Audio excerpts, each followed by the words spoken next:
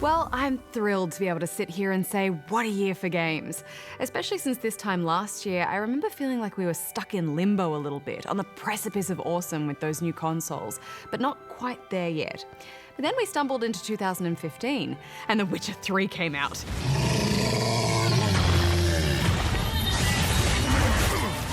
Hold on tight.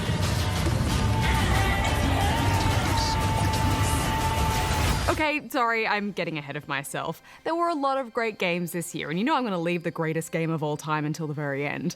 We'll come back for you, Geralt.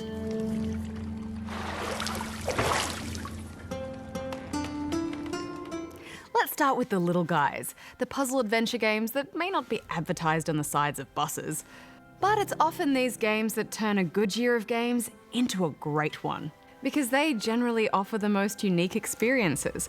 I had a wonderful time in the new King's Quest, which breathed life into an old classic in the most wonderful way. What breathtaking art!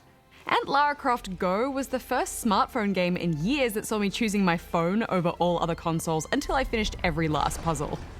Another game I'd like to mention is Soma, brought to us by the same minds that created Amnesia. Whoa! What's going on?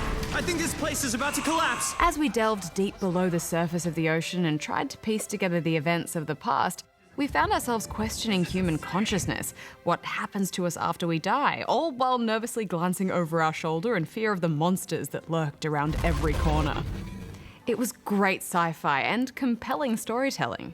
I really wish I was able to say this without the sky falling down. For me, one of the most exciting aspects of gaming right now is the ability to involve us in new and innovative forms of storytelling. No other medium can do this, actually involve us interactively in the unfolding narrative. Your lot up at Valis have never mixed with the local community.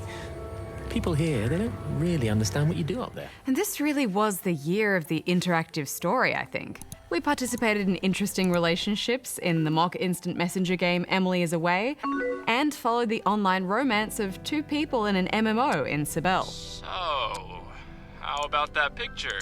But the narrative technique that really blew my mind was the one explored in Her Story. In this game, we were asked to sift through archival footage from a murder case from the 90s. This involved the joy of clicking around an outdated system and watching a number of full-motion video clips. I didn't murder Simon. You've got it wrong. You've got the wrong person. The catch? A glitch in the system meant the only way to find these videos was by trying out random keywords. The more videos you watched, the more keywords you'd be able to try to find out more. It was such an interesting and exciting way to involve us in a mystery. I was madly scribbling down words on paper, just trying to make sense of it all. Brilliant. And all these stories we've been telling each other. Just that. Stories. Speaking of mystery, things took a more classic teen horror turn as we screamed and quick-timed our way through Until Dawn. Employing the likeness of known actors like Hayden Panettiere, this was another game that focused much more on storytelling than action. Most of the player involvement was around making choices within the narrative as these impressively rendered scenes played out. There's freedom in this revelation. Everything you do, every decision you make from now on will open doors to the future. Despite knowingly drawing upon every single horror cliche in the book, it was thrilling to know that your decisions had real impact, which has been a difficult task to achieve in video games up to this point. This was one of the most impressive branching stories we've seen, with loads of variations on the eventual outcome. Please don't come this way. Another game that explored choice consequence through the butterfly effect motif this year was Life is Strange. Here, though, decisions were less finite, as you had a rewind ability that allowed you to go back in time and pick a different option. Although it was rarely clear which decision was the right one to make, making the moral dilemmas we faced truly agonizing. You and you're all dead! But isn't that what makes this element of interactivity so interesting? How we justify our decisions to each other and to ourselves. And regardless of how you felt about the ending, this game just continues to circle around in my mind. You are magic! I have no clue how the hell you got in there, but you did it, sister. Alright, let's get to the big ones. One of my most anticipated games this year was The Order 1886, which was sadly underwhelming. A classic case of style over substance. But can we just admire the style for a bit anyway? With me. Honestly, when anyone mentions this game, I just go all misty-eyed, remembering all of that beautiful soft light and detailed skin textures. Not only did it look stunning, but the cutscenes were a joy to watch because the performances were wonderful too. Everything to your liking thus far? Quite. Just another ordinary London morning. Indeed. If only it had the gameplay to back it up. Also worth mentioning is Assassin's Creed Syndicate. I may be tiring of the Assassin's Creed formula, but there's no denying that this is one of the most impressive releases Ubisoft has ever unleashed on the world. I mean, the benefit of releasing so many games in this franchise is they're basically building on and perfecting their formula with each release. The increase in more dynamic action as we darted across the Thames or got into punch-ups on trains turned Victorian-era London into our playground. Rise of the Tomb Raider was my silver medal.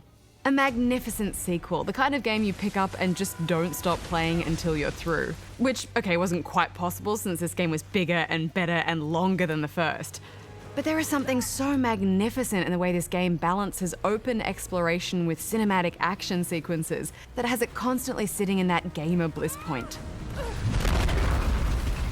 And I just love the way Lara is evolving as a hero. This is it. What a woman. You don't know how far I've come. Okay, we're there. We all know I could talk twice as long as I already have about this game alone, but I'll try and spare you. Do you wish to say more?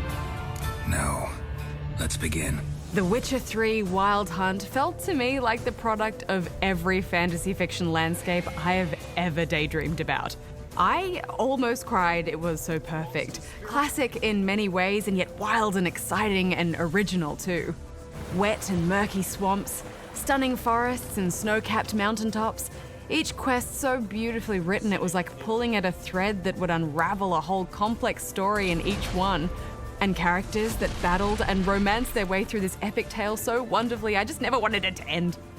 And with nearly 200 hours of content in the main game, it almost didn't. And then it did. Yay for DLC! Show us what you got. Hot damn, boy. You needn't ask me twice.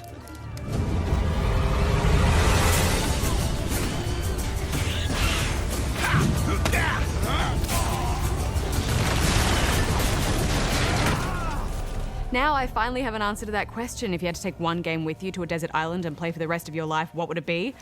It would be this one. 1,000 times this one. 2015 was a great year because it brought me The Witcher 3.